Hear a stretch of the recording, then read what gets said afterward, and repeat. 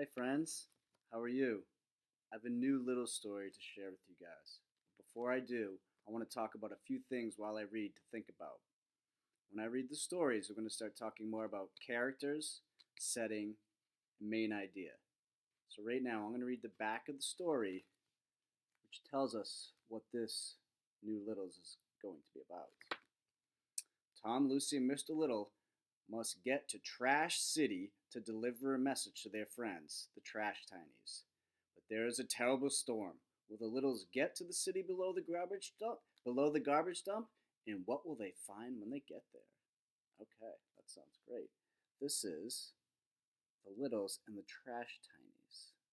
Now I'd say that's probably Lucy and that's probably Tom.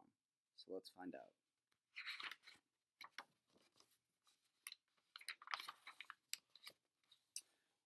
I don't see any reason why Hildy and Mus can't be friends, said Uncle Nick. But Hildy is a cat, said 10-year-old Tom Little, and Mus is a mouse, said Lucy. She was Tom's 8-year-old sister. You know, they might make a great team if we could get them to work together, said Tom. What do you mean, Tom? Asked Lucy. Mus and Hildy could work together to catch any invading mice, said Tom. Maybe Mus could lead the mice into the trap, he grinned, and Hildy could be the trap. Tom snapped his teeth together. It's worth a try anyway, said Uncle Nick. Tom, I'm sure you can control Hildy, and I'll make Mus mind his manners. We ought to try it. Fiddlesticks, said Granny Little. She was sitting in her rocking chair listening. Oh, said Uncle Nick. He smiled at the old woman. You don't think it could be done? I don't see the sense in trying it, said Granny Little. She rocked her chair firmly. We hardly ever have any mice. George Big wouldn't stand for it. Besides, putting a cat together with a mouse is like mixing oil with water. It just doesn't work. I agree with Granny. It doesn't seem natural to me, said Uncle Pete from the other side of the room. He got up from his favorite chair by the fireplace and limped over to where the others were talking. Cats and mice are enemies. Always have been. He shook his head. They're natural born enemies. Suddenly, Aunt Lily stepped into the room. She was holding a steaming cake pan. This year's first fruit cake, she announced. Smell that, Aunt Lily waved the fruit cake under Granny Little's nose. The old lady took a deep breath. Mmm, delicious. May I have a piece, Aunt Lily? Asked Lucy. My stars, Aunt Lily said. My first fruitcake of the Christmas season, and they're already hungry littles waiting to eat it all up. Why, I used one whole cherry and one walnut in this cake, she laughed. No, Lucy, you may not have a piece. I'm going to make 4 more of these before I'm through, and no one is going to get a bite until Christmas Day. She turned on her heel and walked into the kitchen. Well, Lily is here, said Uncle Pete. That's plain to see, and she's as bossy as ever. She's super, said Lucy. Christmas is the best holiday there is because Aunt Lily comes to stay for 2 whole weeks. Mrs. Little entered the room. She was carrying baby Betsy. Heaven knows we'd have a skimpy Christmas around here without Aunt Lily, she said.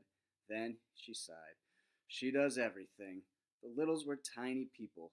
They were so tiny that a cherry looked as big as a pumpkin to them, and a pumpkin was big enough for the entire family to hide behind, or, if it was hollowed out, to stand in. Why were the Littles so tiny? They were born tiny. As far as any of them knew, they had always been tiny people living in the world. There was nothing in the history books about tiny people. That was because history books were written by big people, and they didn't even know that the tiny people existed. Nevertheless, all tiny people knew that some of their ancestors were in Philadelphia when the Declaration of Independence was signed. And this is a picture of all the Littles.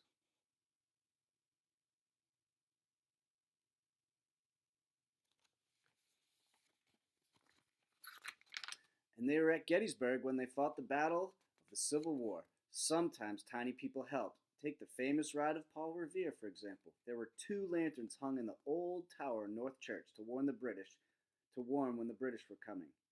One of the lanterns went out right after it was hung up. It wasn't noticed except by a tiny person who lived in the church. He quickly relit the second lantern, and the right message got through. There was one other thing about the tiny people that was different. They had tails. the littles thought about their tails at all, it was a wonder why they were lucky enough to be born with them, while big people were not. The littles took their tails for granted, and they carried them high when they were in good spirits, which was most of the time. All the littles except Aunt Lily lived in a 10-room apartment in the walls of a house owned by George Big. So that would be a part where we would talk about setting. So they live in the house of Mr. George Big. So that is the setting of where most of the story might take place. Mr. and Mrs. Big and his wife and their son, Henry, they didn't know anything but the littles or about their apartment.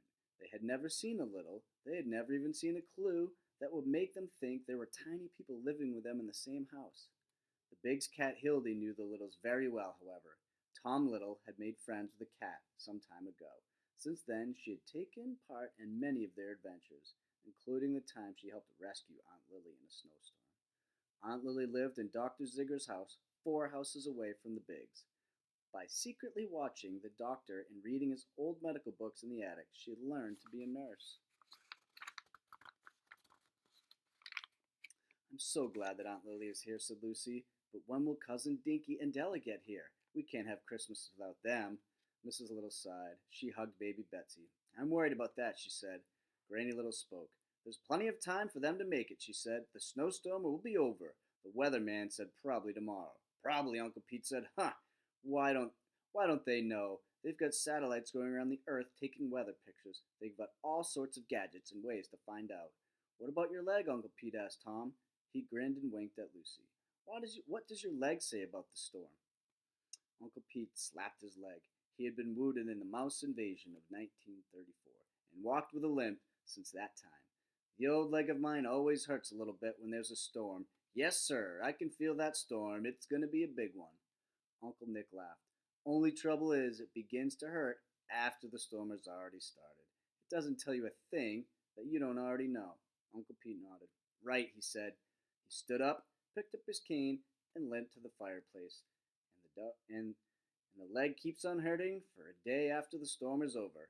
He shoved a twig into the fireplace and stood there watching it until the fire flamed up. Just then, Mr. William T. Little came into the room. Dad, said Tom, you're covered with snow. Lucy brushed her father off. It's wild up there, said Mr. Little. He had been on the roof. Darrell and Della will never fly in that storm. Cousin Darrell can fly in any kind of weather, said Lucy. He told me so. And he's lost a few gliders doing it, said Mr. Little. Darrell isn't going to do anything foolish, said Granny Little. She drew her shawl over her shoulders and rocked in her chair. There's plenty of time. He won't take a chance. He doesn't have to. Oh, I hope you're right, said Mrs. Little. Christmas isn't until next week. Granny Little went on. Darrell and his darling wife can just stay where they are until Peter's leg feels better. So that is the end of chapter 1. And there are quite a few characters introduced. We've talked about Granny Little, and Tom, and Lucy, and Mr. Little, and we know that they lived in the Biggs' houses. We're going to meet many more characters. I hope everyone's doing well. Talk to you guys soon. Bye.